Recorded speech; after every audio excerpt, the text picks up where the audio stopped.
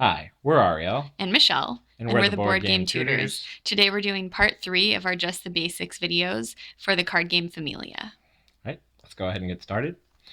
Okay, so now in this video, what we're going to be going over primarily is the turn phase summary, or basically just the 4 possible steps that you can take advantage of when you play a game of Familia, and they have to be done in this order. So let's go ahead and get started. So the first rule that you can do is, so let's look here. So we have the, it's not exactly the way it's going to look in a regular game of Familia, because at this point there would probably be some cards in the discard pile. These are the 6 cards that are on the street, which is the normal 6 that would normally be at the beginning of a game. Over here is my player area, right here, um, which would probably be bigger at this point. And then here's my hand of cards that I have currently. So this isn't a perfect example of what it looks like, but it's just going to show you how the turn phase works. So first, the first step that you can do when you're playing Familia is what I like to call the 0 rule. If you look at the street, you see a 3, a 2, a 3, a 3, a 4, and a 2. If on the street you currently have no zeros, you can employ the 0 rule, where you can choose any of the cards from the street, see their value, like I just told you all the numbers, and you can draw up that many cards for discarding that card. So, for example, to use the 0 rule in this example, I'm going to discard this level 4 Brute, put it over here in this card area, and I draw 4 more cards. This is the primary way that more cards get onto the street. So that's the first card, second, third, and the fourth. Now you'll see, as long as you continue to draw no zeros on the first round of the game, you can discard another card and keep drawing. Once there is at least 1 0 on the street, then you can't do the 0 rule anymore. So basically, there are no zeros. We drew a 3, a 3, a 1, and a 2. So I can discard another card and draw that many cards again. So, or I could stop right now if I wanted to. That's always an option. So I'm going to discard this level 3 accountant, put it in the discard area over here, and I'm going to draw 3 cards. Oh, there's a 0. So I still am going to draw 3 cards because I discarded a card that had a value of 3, but I drew a 0 now. So there's at least 1 0 on the field. I can no longer employ the 0 rule. So I drew a 0, a 1, and a 2. All right, so 0 rule's over. So that's the first step in a game.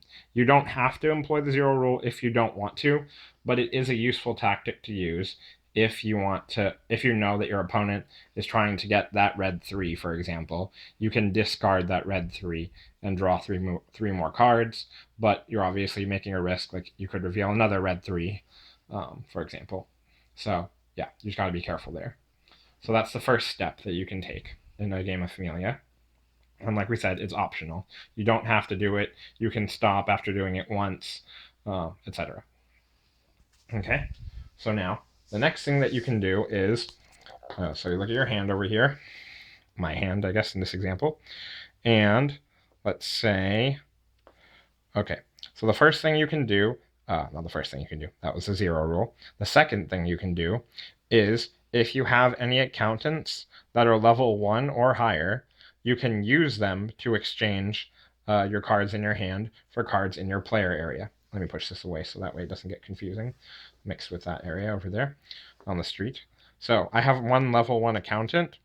So this is an optional thing. You can only play 1 accountant card this turn if you wanted to. I'm going to play this level 1 accountant to the area in front of me, right here. So I'm going to exchange 1 card from my hand, like we learned in the previous video, for 1 card in my player area. So I'm going to get rid of this red 0, and I'm putting it with the accountant, so I know that's the card I'm exchanging. And I'm going to pick up this green 1. Put it in my hand. Now these 2 cards go over here in my player area. All right. Now, the third step that you can do is use one brute card, only one. So I have one level 1 brute in my hand. I can play this now in front of me. Now, all the cards that I get from the street on this turn, because obviously this whole thing is just my turn, are one less than what they normally are. So a 1 would be a 0. So I could theoretically grab this card if I wanted to. So at the end of my turn. So I played this level 1 brute. Any card I choose to pick up at the end of my turn from the street will be 1 less. And now this stays in front of me because, just to remind me, it's 1 less. Mm-hmm. And lastly, the fourth step that you can do on any turn in Famiglia is you can grab any zeros on the table. So if you look with me here at this street setup right here, this is a 0, obviously. So I could grab that for free at any time. I don't have to play any cards to grab him. Since I played this level 1 brute down here, I can grab any level 1 card for free. So I could grab this level 1 accountant for free, or I could grab this level 1 mercenary for free. And so those are the only cards up there that have 1 or 0, basically because of my level 1 brute card. So I could grab those for free without having to play any more cards. But what I want to do is show you something a little more special. This is the other option of what you can do on your turn when you grab a card at the end of your turn. You can, like we learned in the previous 2 videos, you can play the level of card, 2 copies of it, 1 below the current card that you want to get. So let's keep this in mind. I played this level 1 brute, which was optional. I didn't have to play it if I didn't want to. So everything on the street costs 1 less for me now. So that means 2s become 1s, 3s become 2s, 4s become 3s, obviously, and 0s stay 0s, 1s become 0. So what do I currently have in my hand? I have 2 level 1 greens. So I'm going to use that aspect of these 2 cards to get right here. I can grab a level 3 for free. Not free, but I can grab a level 3 because this brute knocks it down by 1. So this level 3 is not a level 3 anymore because of my brute. It is now a 2 green. And I have these 2 green ones, which is the lower level below a 2. I know it doesn't say 2, but it's effectively a 2. And so I put these in front of me and say I am grabbing that level 3. There are 2 level 3s here. You could pick either one. So I'm going to grab this guy and make a mess of the street right here. 1 second. Okay. Relatively straight. I'm going to grab this level 3, put it in my hand, and now I lose one of these level 1s. I'll just get rid of this one. And I pick this one back up. And since I used this brute on this turn, he is also used. So now I have a level 3 green, a level 1 green, blue 0, green 0, yellow 0. So that was the end of my turn. Once you grab a card for your turn, or if you can't grab any cards for some reason, you don't have the cards you needed to get at least 1 card from the street, then you would basically pass your turn. And then the play would go on to the first player, in this case, because I'm second player. So that would be that. Okay. So we have a few more things to go over. So in the game, you're going to go through the draw deck twice. And so the first time you'll be going through and doing all the steps that Ariel described. And so whenever you do the 0 rule, you'll be discarding cards and replacing them with new cards from the deck. That's the only way that cards get discarded in the game. Mm-hmm. And so you'll be creating this discard pile over here, like we showed you. It will grow like this. Mm-hmm. And so the draw pile will keep shrinking and the discard pile will keep growing. And eventually the draw pile will be gone. So you'll have gone through it 1 time. Then you take the discard pile and you reshuffle it. And then you put it back and make the new draw pile with it.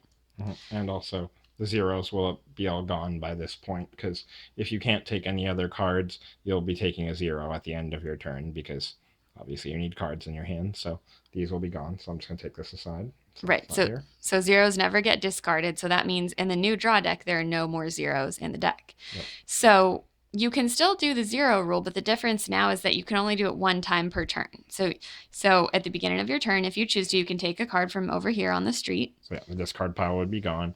Mm-hmm. Let's just pretend I shuffled it back into the deck. So it would obviously be smaller because obviously a lot of the cards have been taken at this point, but there still would be some left. So go ahead, sorry.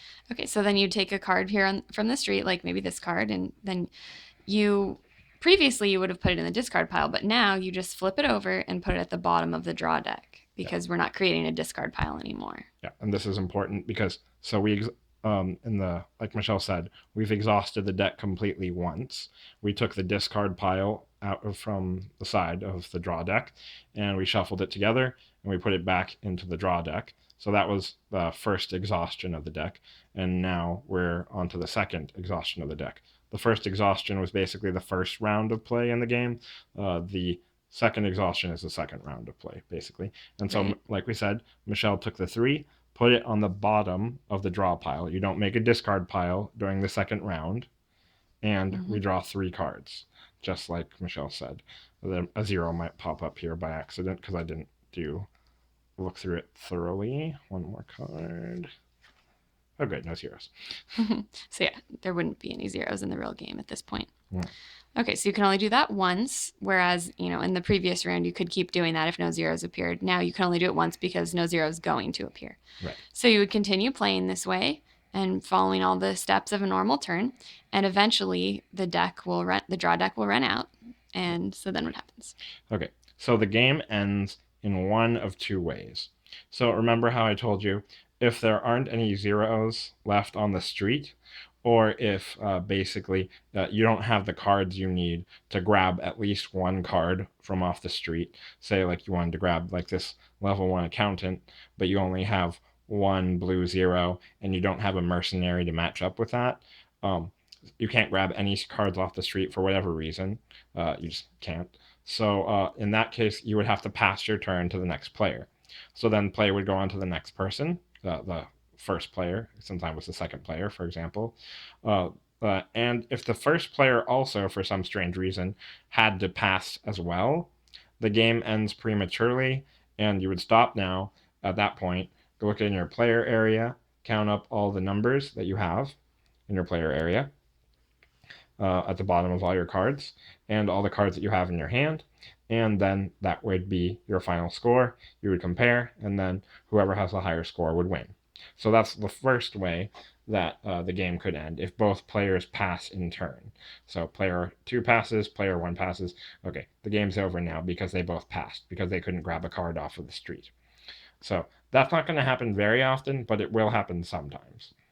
And the more likely way the game will end will be, so let's say these cards were here. Let's just pretend this deck only had 2 left, for example. And then, so let's see. Okay, if we discarded a 3, for example, like we said, that would go on the bottom of the deck, and then we would draw 3 cards. Here's the first card, here's the second card, and here is the third card, which is the card that we just discarded. Sometimes you'll play a 3 and there'll only be 1 card left, so you can't even draw the full number up. At that point, whoever has exhausted the deck, basically the round finishes. So if it was player 2 who exhausted the deck, then he would finish his turn, and then the game would end, because player 1 already had his turn. If it was player 1, though, who exhausted the deck, then he would finish his turn, and then player 2 would get to finish one whole other turn, and then the game would end. So basically, once you have exhausted the deck a second time, and you can no longer draw cards out of the draw deck, that is when the game ends. If it happens during player 1's turn, then player 2 gets to have another turn. If it happens during player 2's turn, then player 1 doesn't get an extra turn because player 1 went first at the very beginning of the game. So that's how that would end. And so you basically would try to get the highest point card on your last turn as you can manage using the cards that you have in hand. So that's how Famiglia would end. And like I said, with the other way the game ends. You would count up points at the bottom of each card, and that's how you would get your final point total, and you would compare and see who won. All right. So that is a complete turn phase summary and how the game ends video for the game Famiglia. If you guys have any questions, if you enjoyed the content of this video and you want more regular content from the Board Game Tutors, please subscribe to our channel on YouTube. And yeah, thank you so much for all of you out there watching our videos. We really appreciate it. All right. Thanks so much for watching. Bye. Bye, guys.